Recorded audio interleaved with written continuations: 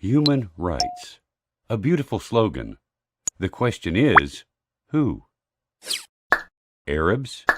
Europeans? Americans? Anglo-Saxons? Protestants? The rich? The powerful? Or simply those whom it is in our interest that they should have their rights? I was always interested in the concept of human rights. I saw a man shooting civilians, aiming to kill them. He then returned to his country, where he received a hero's welcome. Yet his country took a high moral stand on human rights. Some countries protect their citizens and also their animals. A cat stranded on a high tree, unable to come down, may be helped by a number of firemen who rush to bring the cat down. Yet the country where this took place, as a normal occurrence, remains heedless of thousands of people working in factories at wages that do not exceed 15 cents per hour. Such contradiction did not make me angry, but it surprised me and made me curious. I now understand what they mean when they speak of human rights. They mean the rights of their own people, our rights. This is the opposite of the Islamic attitude, which respects everyone's humanity. Whether you are white, black, Asian, or Red Indian is of little significance. You may be poor or disabled, but this is of no effect.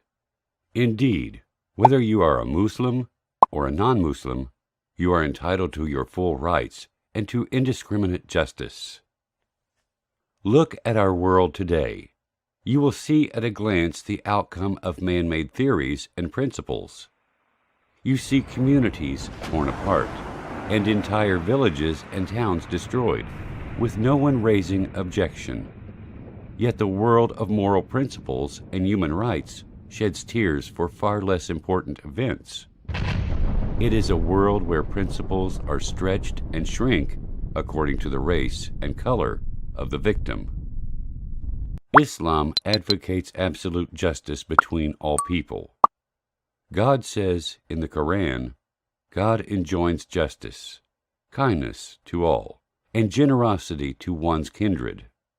And He forbids all that is shameful, all reprehensible conduct and aggression.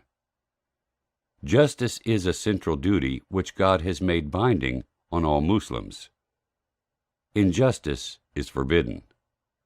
God has made it so, even to Himself, as He says, My servants, I have forbidden myself injustice, and made it forbidden among you.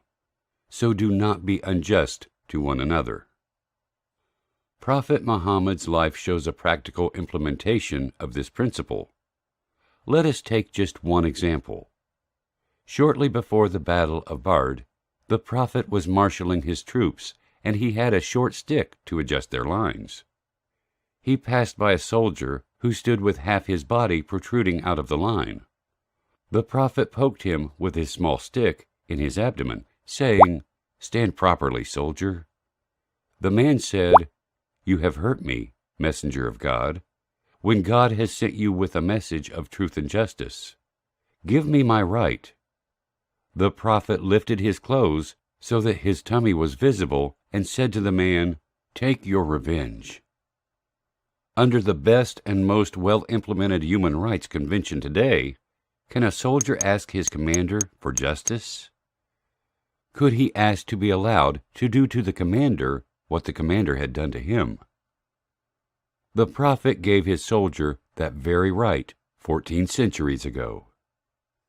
The question that bothers me, does Islam need a human rights convention? Or rather, do human rights conventions need Islamic law?